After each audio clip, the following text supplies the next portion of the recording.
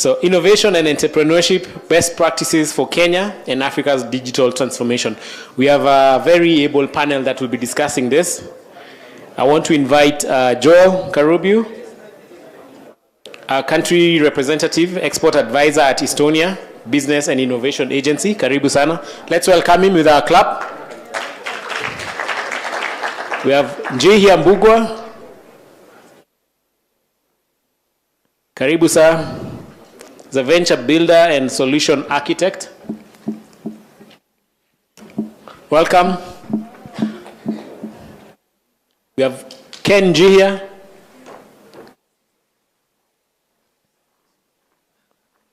Karibu on stage. Ken is a regional marketing and advertising expert. And then we're looking forward to having Angela Murigi from KCB. I don't know whether she's in the house yet. Okay, we'll proceed as is. So welcome team. Your moderator is Moses Kemibaro. Karibu sana. Let's welcome them with a round of applause. Karibu. Thank you so much. Is it morning or afternoon? Afternoon. So good afternoon, everyone. Thank you so much for joining us for this interesting panel. So our topic is going to be focused on innovation and entrepreneurship, best practices for Kenya's and Africa's digital transformation. My name is Moses Kemibaro. I'm the founder and CEO of .Savvy, a digital marketing agency. I'm also a blogger, content creator, podcaster, technology analyst, and all of the above. So in this session, we're going to explore how innovation and entrepreneurship are driving digital transformation across various sectors in Kenya and Africa. We'll discuss how we can leverage these trends to bridge the digital divide and unlock new opportunities. And maybe as to get us started, I'll just have a seat now. We can maybe start off with you, Joel. If you can share with us some examples of successful government process automation initiatives in Kenya and the region that has significantly improved service delivery. Okay, thank you very much, Moses. Maybe just for introduction purposes, for those of you, my name is Joel Karubiu. I work for the government of Estonia as their export advisor and their country representative. My comments today will be Estonian in nature, so please, if anyone asks me after this meeting why I said that I'm Estonian for this particular panel. So I will be giving case examples from Kenya and Estonia. So I think just to look at what government has done so far. One, we had in the morning about documentation at the cabinet. I think that for me is a great starting point in terms of where we are. From what our CS said around bulk documents and the rest, I was going to ask a question, but we were not given the opportunity. But what it means is there's more efficiency. And maybe what she didn't mention, because I know part of the process that went through, is actually how documents are moving within government today. It's no longer about, as she said, a driver taking a bulk document to whoever. It's about pinging the next person. And that has become something more efficient, because if you all remember the way government works, is a letter is written, then on the side the CS writes delegated to Moses, Moses writes on the corner approved, sent to Mbugua, Joel. By the time that document comes back, the letter is defaced because of the number of comments that are on there. Now what government has done is comments are now uploaded on a continuous thread. So that document is never touched. You give your comments, you sign it, you give your comments, you sign it. What has that done for government? They can actually track who's holding back a process, right? So if it's delegated to him and he's gone, he's left his jacket and gone to town, after 2 days you're asked, why didn't you sign this document? So that for me is already a process that we are seeing happening. It might not be visible, and I'll comment later as to some aspects around how government communicates some things.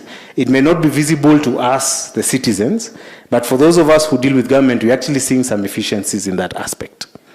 When we look at eCitizen to a certain extent, we fight around eCitizen and saying it may not be effective. Some of us call it a marketplace. Some of us are saying maybe is it efficient or not. today I might not really need to go to a government office for some services. Unfortunately, the final step, which is the last mile in terms of government services, we still need to go to an office. And why are we going to that office? Either to sign a document or to collect the document. Now, those are efficiencies that we already have. We are moving forward. We just need to get that last mile done. And that last mile is looking at what more can be done, because one of the things that our government has been talking about for a while, which will be controversial in this conversation, in this panel, is how they identify you, which is your digital ID. In Estonia, the backbone of the country is a digital ID. Everything is anchored on one digital ID. And I know some people in this room are saying, my citizenship is going to expire in 10 years. What I find the government struggling with is communication. It's not about an ID expiring. It's about upgrading a technology. If I'm given an ID in Estonia, 10 years later, I have to go and give a new photo. Because when I gave that ID, I didn't have a beard. Now I have a beard. Maybe I did something and my fingerprint was messed. I need to go and give. That's what I think the government is not talking about. It's not about you as a citizen expiring. It's technology that needs to be upgraded. We all have bank cards. We all pick them. After 3-4 years, we go and renew our bank card. So what is this fight about a digital ID? And maybe this room can tell us why they are so anti this digital ID. But I know the answer, and the answer I'll tell you later. So I'll start with those two for now. Well, thank you so much. And I think it's very interesting, Joe, what you said, because I see this so often, even in the work where I've been, working with people in government and talking about digital transformation. And it's quite interesting that a lot of the stories and, things that they've accomplished are not in the public domain for whatever reason. But more importantly, it's more advanced than we imagine and more useful or important than we could possibly appreciate. Coming back to you, Njihia, but when I saw that I had both two Njihias on my panel, the next question that came to my mind is, are you guys Relas? We should explore that. Hello. Let me tell you a very interesting story. And it goes back to everyone, or the previous panel mentioning that people should get their own websites. My full names are Kenneth Njihia. No way. Yeah, the .com belongs to me, mbugua.com. So this guy, who I've known for, let's call it 12 years on Twitter, always pops up as Mbugua Njihia. And we've met unofficially maybe 10 years ago, and then I had an event on Saturday, and somebody asked me, who hadn't seen me for over 10 years, they were like, are you Mbugua Njihia, the techie? And I was like, no, but this guy just always pops up in my world. So then I saw the same panelist list that you saw. So I don't know whether we're from the same village, but we will explore that. You have my website, which I need to steal from you. We need to lock it. Who has the good case? So I'll just tell guys you're trying to scam and be me. In fact, it actually begs the question, then the digital identities are so important in the signatures, because as you can see, we have people identical names on this panel, and it's a very risk, especially this personal identifiable information where somebody could impersonate the other, potentially. Just check on Google. Are they, maybe it's your wife they were looking for. They say Mbugua Njihia wife. So maybe that's your call now. So, Mbugua, coming back to the Mbugua Njihia, this one here. Yeah. Okay. The brand, The brand. Can you tell us what solution architects are doing in this space? I mean, you're somebody who's doing a lot of cutting edge stuff. You've seen things go ground as they are. What are you seeing and what are you doing around, digital transformation in this context as an entrepreneur and a solution architect? Great. I think a good starting point would be to understand that term, solution architect, has actually evolved and is more cross-functional. So you touch on both the technical and the business elements. So on the technical side, especially looking at enterprise, because you're also talking about lots of digital transformation, the role of a solution architect is to make sure that the interests of the business actually align to some of the technology choices and decisions that are being made, right? And whether those are short-term, middle-term, long-term. Then on the business side is to actually then focus and say, can you also wear the hat of the consumer, the person who's going to be interacting with that solution, and say, I'm gonna look at whatever we're trying to do internally from that lens and make it make sense. You're struggling. Like the design thinking, really. The design thinking. So yes. I call it marrying technology to the marketplace. So that's what we kind of like end up doing.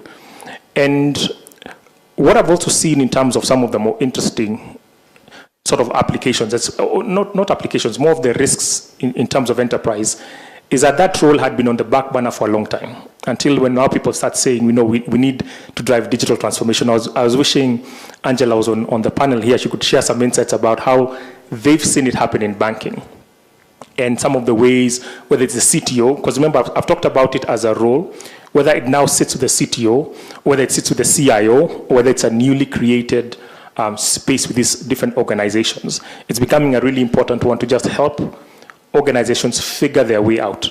Because one, every day there's new technology. There's the nice, bright, and shiny. And you're also dealing with enterprise legacy systems. Hence my reference to Angela and the banking sector. In the banking sector, legacy systems, you're told you still run on stuff that even like COBOL. How does that interface with all this new stuff when you're talking about M this, M that, AI this, AI that?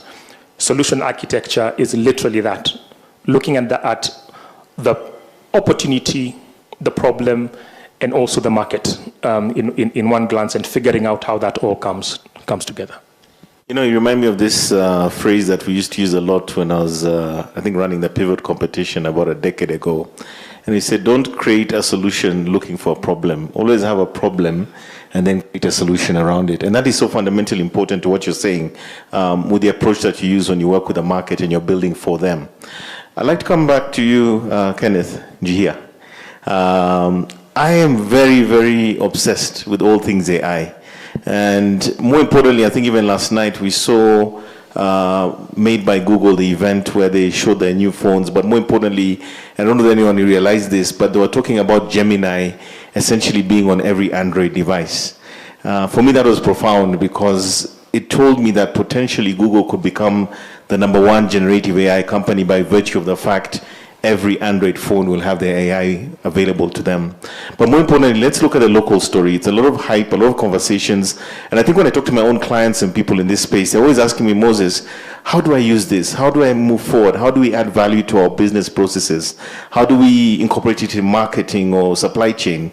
And maybe you can give us your perspective around how you see businesses in Kenya and the rest of Africa adopting and utilizing technology like generative AI to really make them more competitive, more productive, and so forth. So my background is in advertising agency, running an agency. I worked for Dentsu for many years.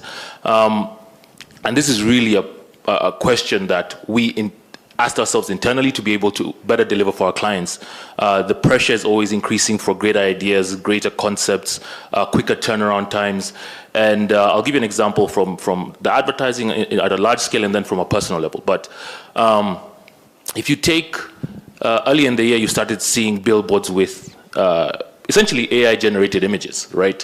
Where a client is saying, why would I want to spend 1 million shillings on a photo shoot for 3 people? Can we generate this to where it looks semi-realistic? And then, all of a sudden there are people who are very keen eye in the advertising space where you see 6 fingers. But a lot of people don't really recognize that.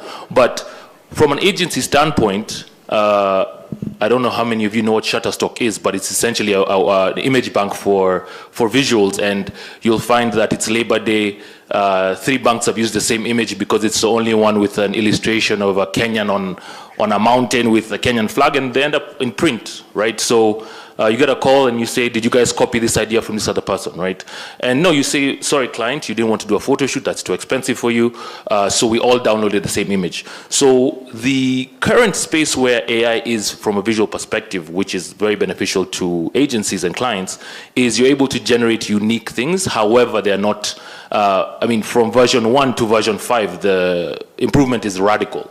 You can almost not identify an AI-generated image right now, and it's much cheaper. So from our standpoint where we were sitting, waiting to get rejected for a photo shoot that needs, let's call it 3 days planning, a PO to come out, then you pre-production, production, we can now pretty much turn it around quite quickly.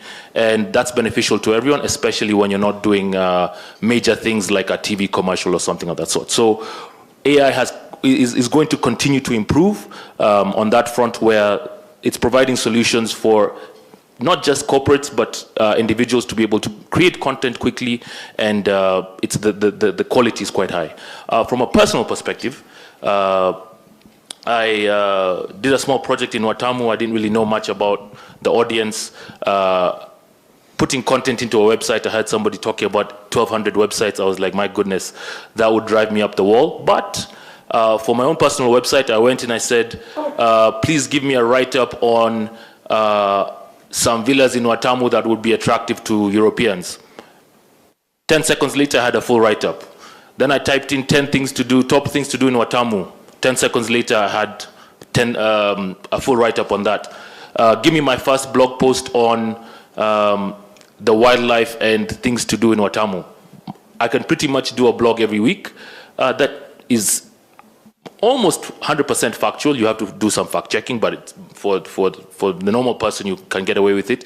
And so I can quickly understand how to churn out a lot of content for a lot of websites. So for people that are small business, even big business, AI is really just phenomenal right now. The innovations are getting better. The competition is heating up, so the solutions have to be more factual. I mean, even if you talk about Twitter right now, it actually fact checks the data that you put out. It's no longer just fake news that flies without community notes.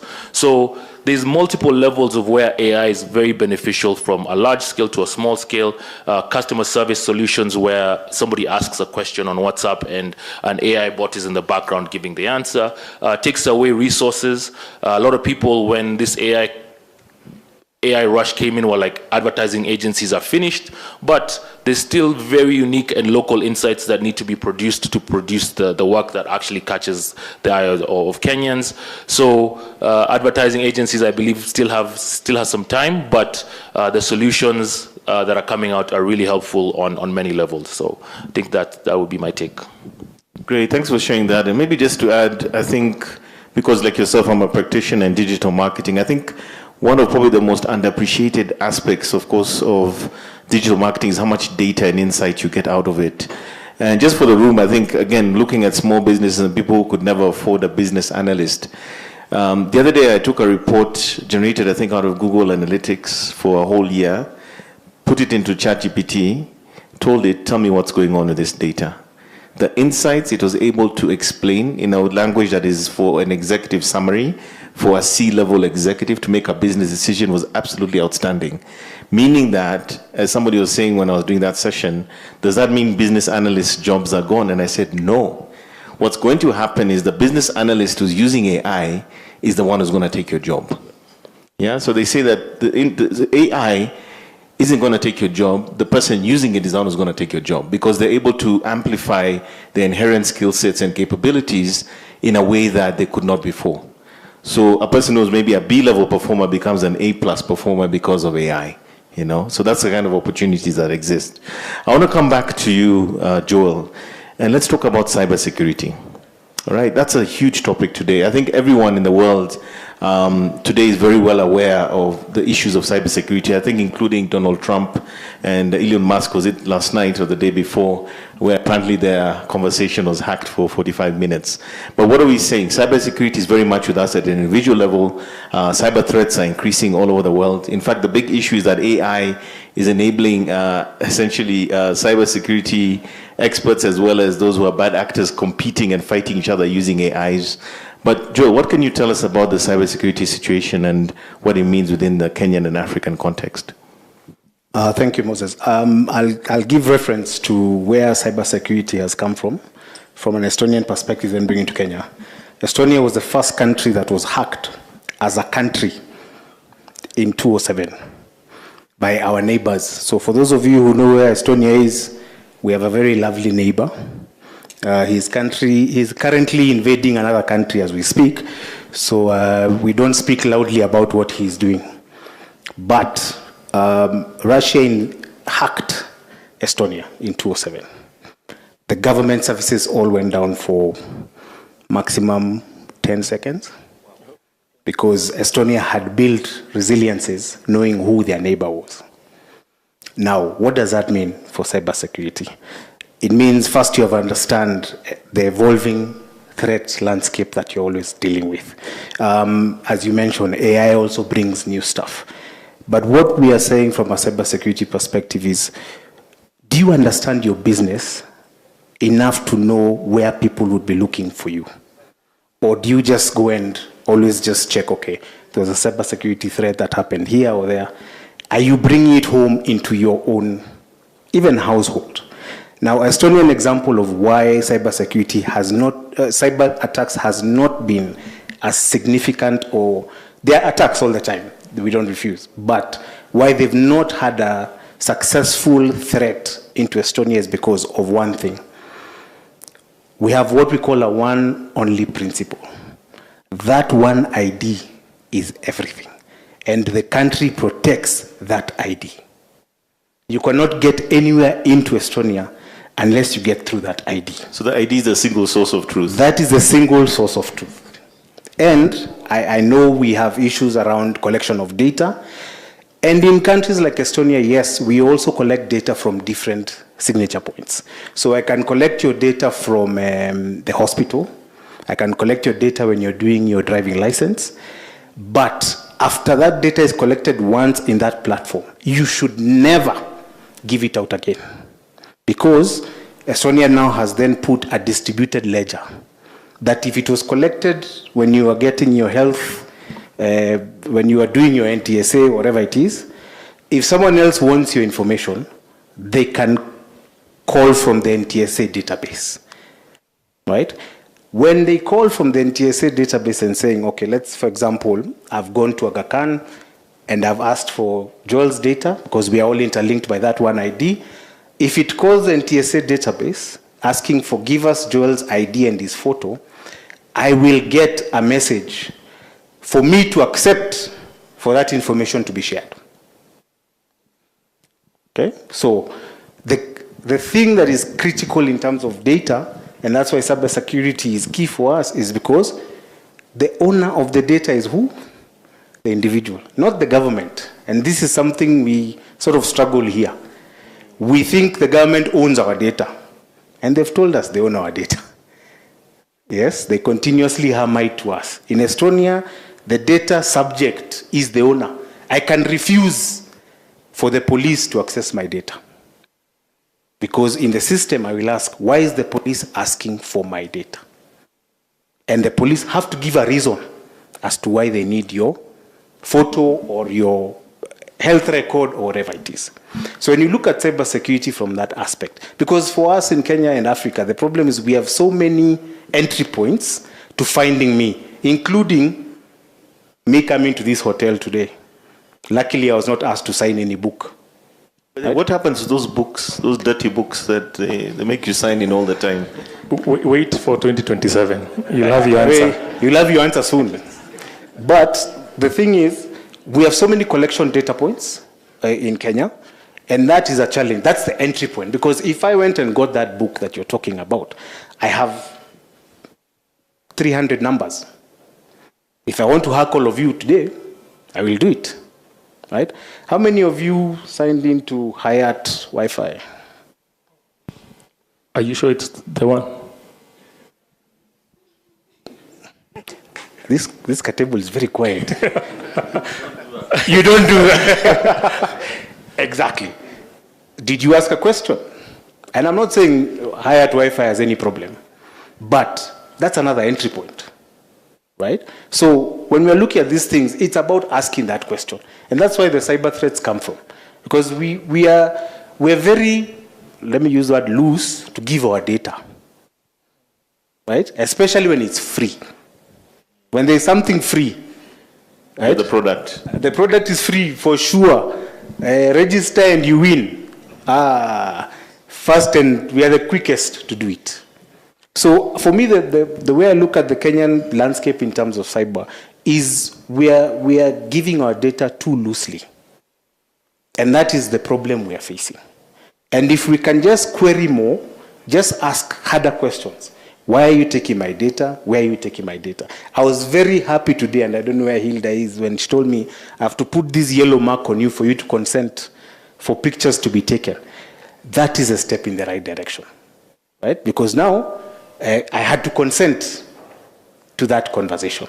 I had to consent that my picture will be taken. My photos are very expensive, by the way, but I had to consent for this to be done. So I think from a cybersecurity, it is at a personal level that we now need to start taking charge. That would be my comment on cyber. So it almost feels to me that one of the caveats is just basic digital literacy. People knowing, or rather not knowing what they should know, and as a result of that, they're vulnerable. And that basically is creating the biggest problems. Great. Njihia, I'd like to come back to you, and I think I'd like to understand from your perspective, digital transformation trends going forward. What are you seeing? What are the possibilities? What are the opportunities? I know initially I asked the question around health, but are there any specific trends that you're seeing going forward that are relevant for our audience here in Kenya and the African region? Great question. I think he's touched on some of them, especially in the health sector. And looking at digital, at ledgers, using the blockchain for health information. How many of you remember exactly what the doctor said to you the last time you're in hospital? Probably not. You know, you're feeling bad, they've given you a receipt, you go put it somewhere at home, and if you even look at that receipt, you can't really tell what it was for. Like, that history is kind of like lost on a lot of us. So I think healthcare is one of those places where I'm seeing a lot of these technologies getting manifest in a way that you can appreciate. I know it's great to generate. He says his photos are very expensive, but we could clone him and generate maybe a better looking version of him. And we've got a good friend of ours who's done that on LinkedIn, and he's got his digital clone talking to us now. That's nice, right? It's nice.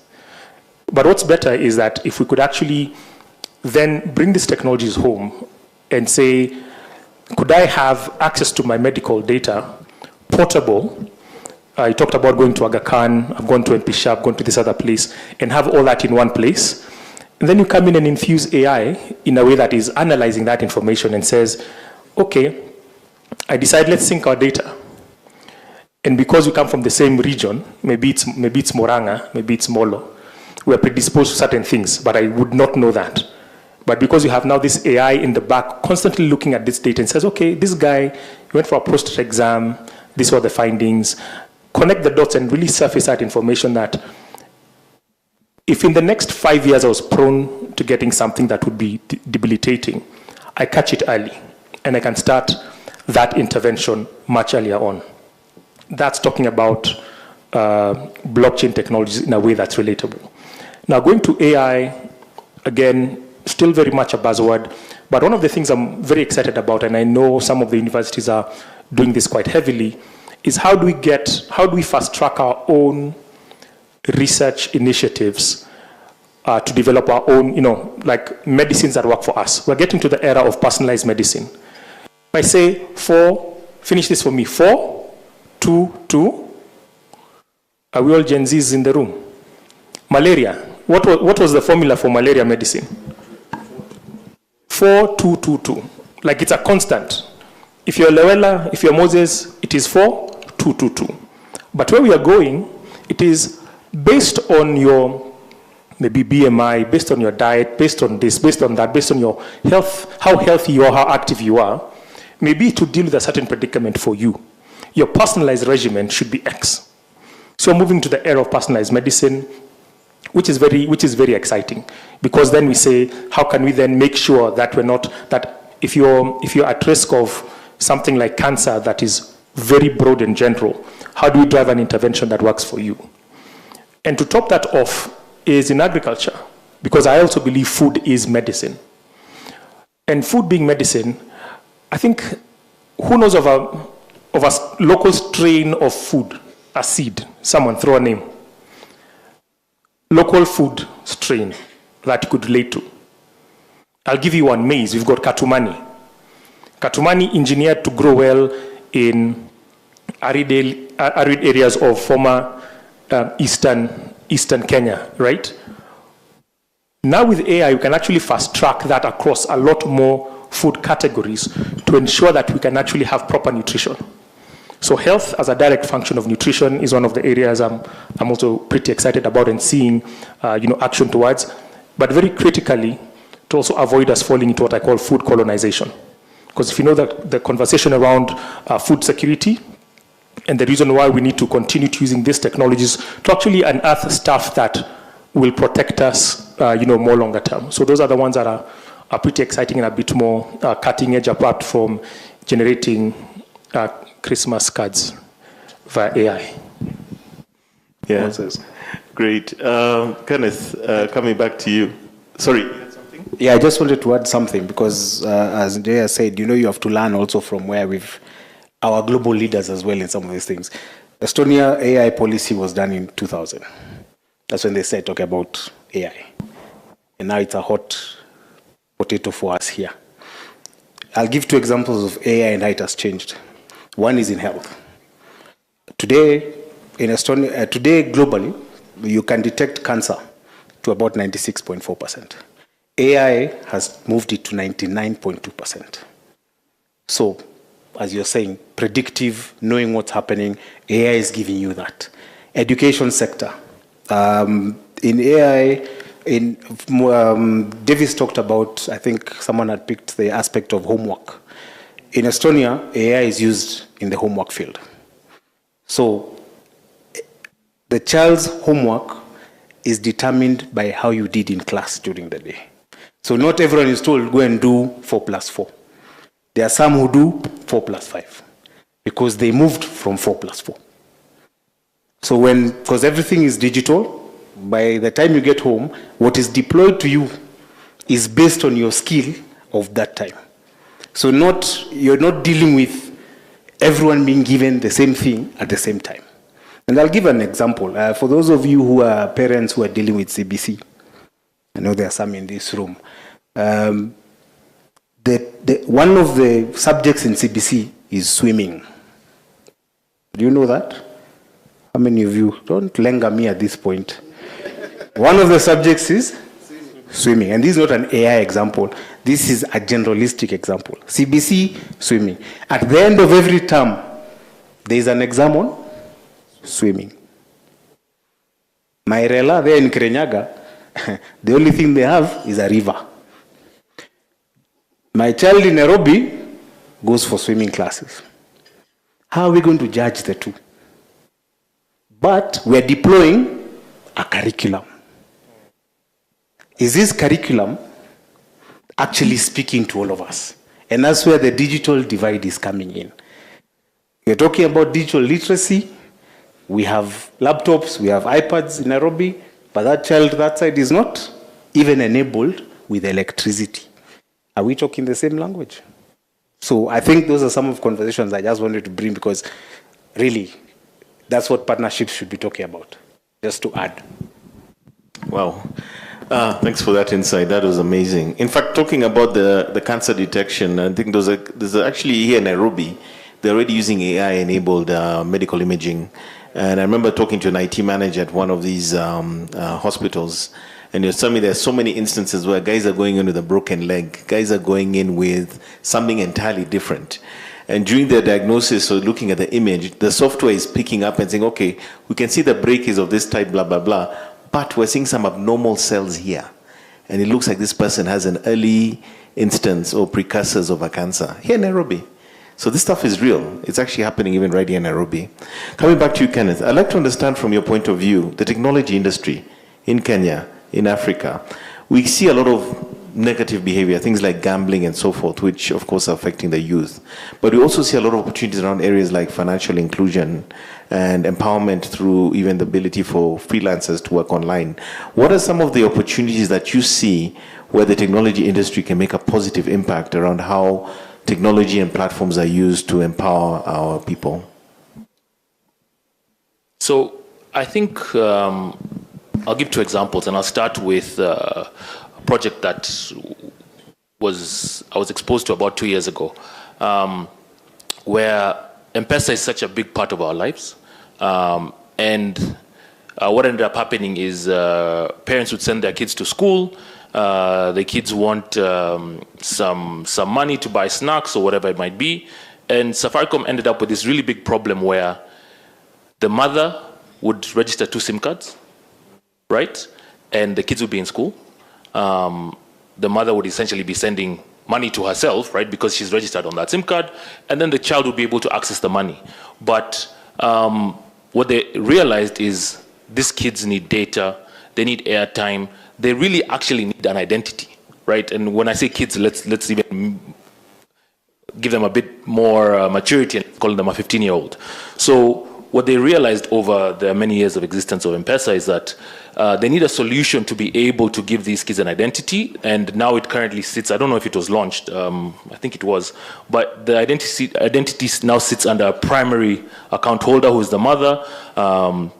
My daughter is called Wangoi, so Ken is the dad. He registers Wangoi under his account. Wangoi has a phone. He's able to give her petty cash, and she's able to pretty much function as herself, but without the risk of my identity being cloned. Yes, it was by me, but the user is somewhere else in another town doing some other activities. And if that phone gets lost or something happens, it's very hard to hold the child liable for such something malicious that might happen. So these kind of innovations that are sometimes brought in from ourselves locally and or borrowed from other countries, I think that's the way to go, where we're just open with understanding the nuances in our market. M-Pesa is everywhere, and we need to be able to innovate to live on that ecosystem. Luckily, I've had a lot of exposure to Scandinavia, and one of the things that they have in relation to gambling, which I think Kenya has to really speed up its security, is one, the unhealthy habits of gambling, where the youth, people with no hope, are really turning to this to make it rich. It's being advertised to them massively. The biggest taxpayers obviously are beneficial to the government, but in relation to the Estonian model, where their one ID is everything, in for example, Sweden, your ID is linked to your gambling patterns, and they can see your salary, so they can actually cap in the system how much you are allowed to gamble per month, right? So it's not salary has entered, yote imeenda, right? And the school fees is not paid, but in Sweden, the system actually says for all the machines, casinos,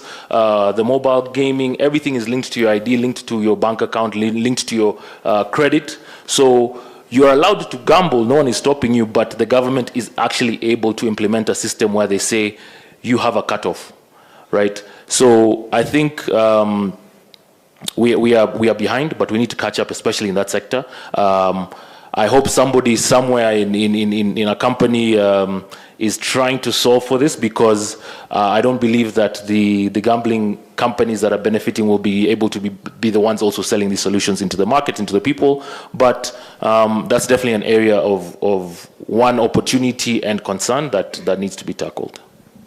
Wow, that's amazing. I think the Swedish and I think people from the Scandinavian region are very socialist in how they look at things. They look at the well-being of the person. In fact, I think that the happiest people is it Denmark in the world. Every year they're voted as the happiest people, and the state takes good care of them.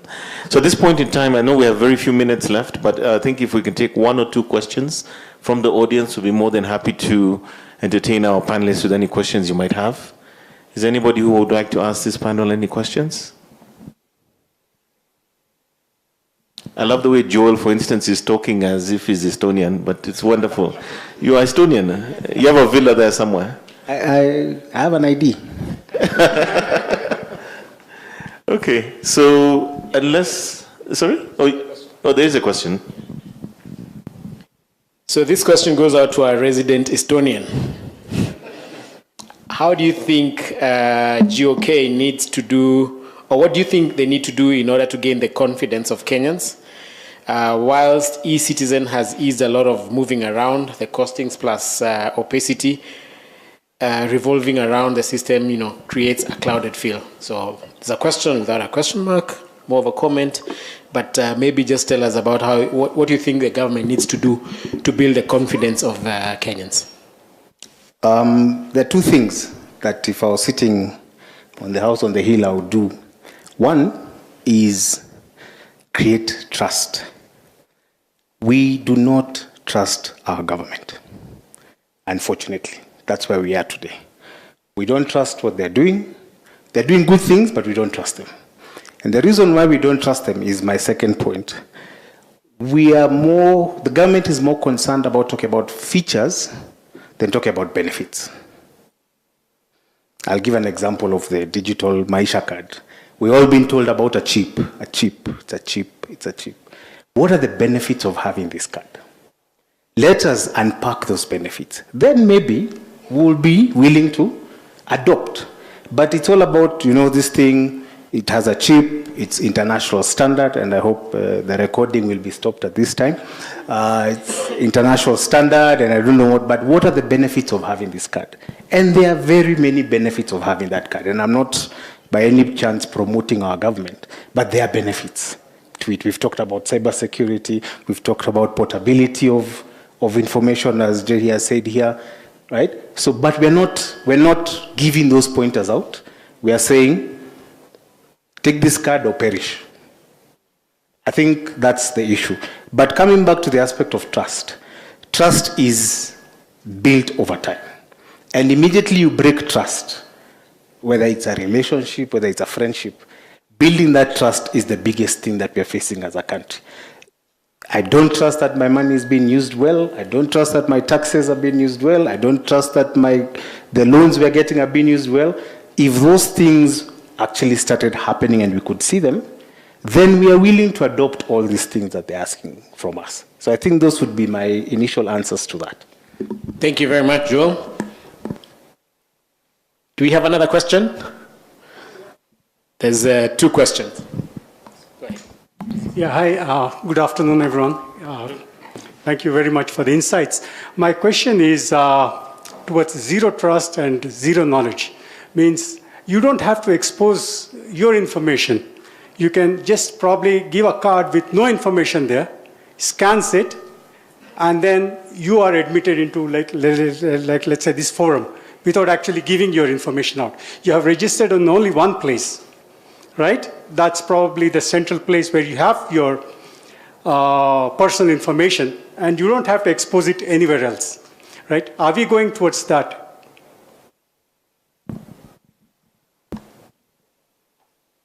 Okay, so we'll take the second question, and then they can answer both. Thank you very much, gentlemen, for the insights. On the topic of entrepreneurship innovation, a big element of that has been in hubs, where you see a lot of young people being housed in an incubator or one thing or the other. The challenge, we have a lot of activity that's followed by a lot of money, but we have very little in terms of M-Pesa. We have very little in terms of actual solutions to market problems. How would you speak into that space to help us? Because one of the challenges is increasingly now investors are very cautious about all these valuations, and it seems like there was something I was reading not too long ago. For every failed enterprise, those founders have started another 3, 4, and it seems it's a loop. So for them, it almost looks like they're doing funding rounds to make money, not necessarily to offer solutions. And then that completely kills the innovation and the entrepreneurship, because you need the balance between the two. How would you speak, based on your experiences, into that space? Moses, maybe I could start with the last question. We often deal with multiple issues. So the first one is one of culture. One, in Africa, or at least in this part of the world, in Nigeria it's different. In Kenya, we don't celebrate failures. Because you came and started something and you failed, you're a failure, I told you so, right? So we don't have that culture, but out there in Silicon Valley and in Europe, you having tried something and you've grown it to a specific point shows that you've got pedigree. I know you failed on that one. It may be a function of market dynamics. Market was not ready. COVID happened, etc. But I've seen that you've got the chops to be able to run a business. I'm willing to bet on the jockey and put him on a different horse. Then, of course, there's the storytelling that we have. One is that I'll assume ulikula pesa. I have no idea about the dynamics you're dealing with, about your team dynamics, about how much technology costs to run certain things. So there is that gap that needs to be covered. Now to the solutions is speaking. You mentioned M-Pesa. M-Pesa we all know it got a through pass. We need more through passes, right? Where you're talking about, and here's where I'm passionate about, there being citizen organizations that build out local solutions at work and probably need a partnership with someone in enterprise. You've got someone in the banking sector who can't move as fast, but you've got a fintech that wants to innovate. Can they be under a corporate incubator that has got the governance structure, that has got all the stuff around legal, that has the capital to probably go to the market and say, we're actually funding this from profit. We're not using customer funds, we're not using investor funds that are looking for a 10x return. Instead of investing in CSR, how about you invest in something that has got the possibility of growing into the next big thing and offering employment and probably being exported? The gentleman earlier had also talked about zero trust, and we've had the PKI conversation for many years. And I remember when ICTA was running with the PKI conversation, we were looking at adopting a solution from I think it was from Korea. I think Samsung was going to run with it. And I asked myself the question, are we not able to do something that is tempered for us? This digital ID. Ni nini nimetushinda?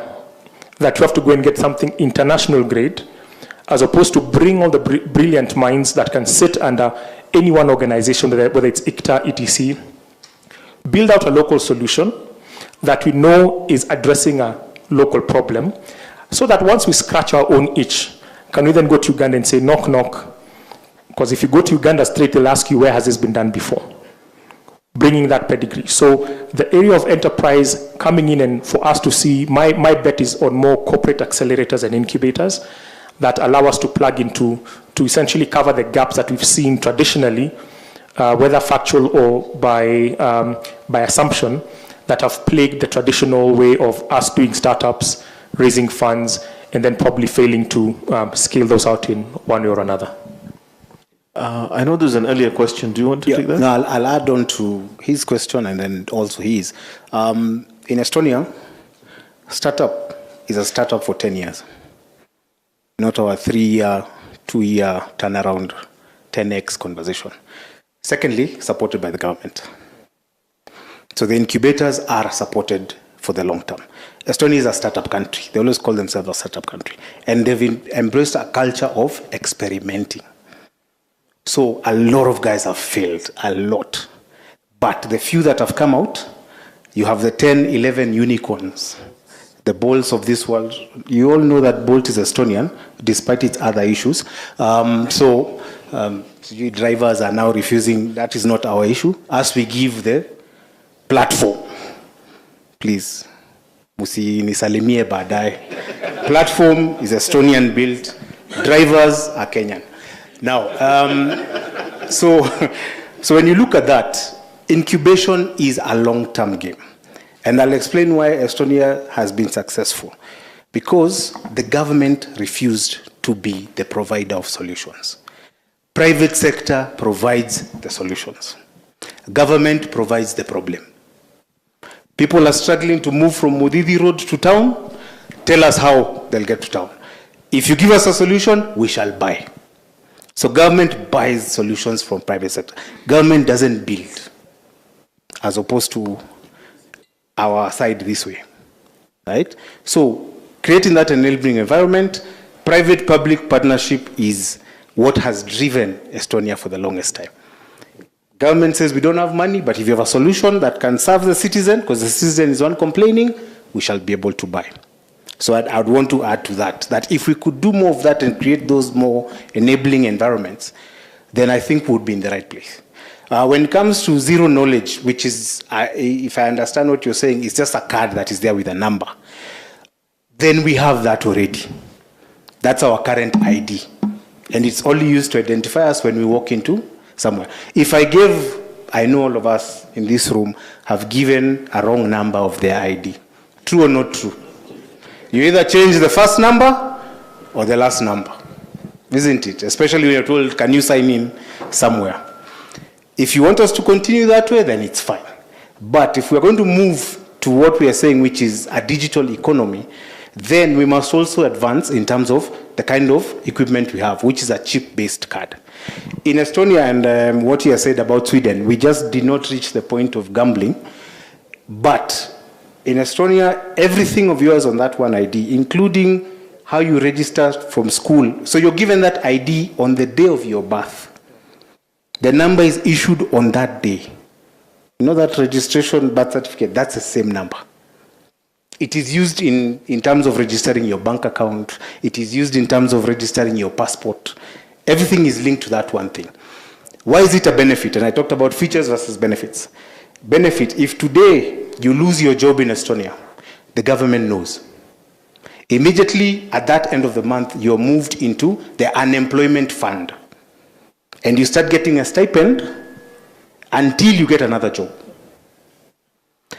Today, if I lost my job, who would know? Except the way I've conducted. So how do I even go and register that I'm looking for a job? Right? So I think for me that ID, we need to have a deeper conversation about what that ID can do. AI, when the ID is linked to your bank account, as you've said in Sweden, at the end of, like for example, if I bought tires today, I want to replace those tires in 3 years. On my third year, I'll start seeing promotional conversations from my bank. We know you're about to buy new tires. Kingsway have an offer. X has an offer. What do we do with our banks today? I wish Angela was here, should have told us, right? Me, I get a text from QuickMart every Friday at, I think, midday.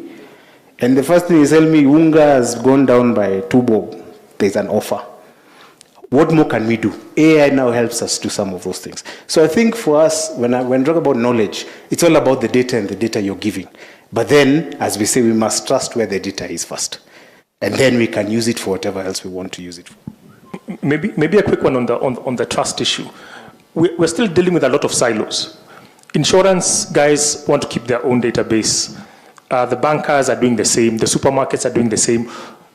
It's because you don't feel, and we've experienced this, and I've raised it even with the CEO here on various occasions, where you use something that should be considered a national identifier, but then you end up getting mired in a legal issue because that very identifier cannot be trusted. Like, hey, this guy signed on to this service with his national ID. I pinged, say, the national registry to confirm are these details correct. He comes and does something nefarious on this side, and when I say it is him, and it was data that I received from this channel, as a service provider, you're still crucified. It will mean that I'll then go at extra cost to make sure that I have Moses in front of me, I take a photo of him, and when I scan whatever I'm scanning from him, I want to guard that with my life and say, this is my data. Because I collected it, person present, and therefore I guard it with that's business intelligence for me. So until we get to the point that we can go back to that trust conversation, that, hey, is this guy or is this lady who they say they are? I mean, whether it's blockchain, whether it's whatnot, we still have all our data in silos. And most of us, if you're married, there's probably a database you own somewhere that still says you're single with no children. It's crazy. In fact, your surname is unchanged. Yeah, so I mean, it's unchanged, and you're wondering, okay, doesn't the government, someone should know me.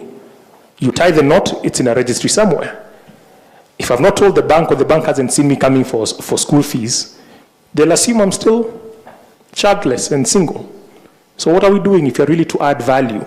We need to address that issue of trust, and it may not be a question that we can answer here today. Okay, I think Gitao is looking at me badly, but Kenneth, do you have a point of view? Maybe we can use this to wrap up. I think, to the gentleman at the back, I really respect these people who sell ideas at concept and get funding and get dollars and then sit in incubators, and then the experiment begins, because in the West, it works because they're betting. They're betting that they'll hit the next M-Pesa. But to convince a Kenyan investor to try their luck is very hard. And at this point in time, I would have hoped that there was several companies that would have made it, which would have given Kenyans or Kenyan businesses or Kenyan wealthy Kenyans the idea that instead of buying a plot, let me finance these ideas, innovations, these young men and women. But unfortunately, the news just constantly shows you the company that started with 5 employees, a year later they were at 80, and 3 years later they've shut down. So it's a very valid concern, and it's something that hopefully a few come out successful in the next few years to give us some more trust. But even my own personal money, there's a reason why all these billboards still sell plots all over the country. So, yeah. I want to come back to the innovation question. And, at a personal level, I've been an entrepreneur now for 22 years. Yeah, that's how old my company is right now. It's not a big one. We have about 10 people. But we've been able to tick along because we always had this principle of keep your costs to minimum, sell at a fairly good premium, and be a bit of a boutique. That's why we're alive till today. If you want to talk about technology startups that succeeded, what I've come to learn in Kenya is that they're very quiet. You don't even know they exist. I'll give you an example. This morning I was at Pesapal, right? There's something I'm going to be doing with them, a webinar next week.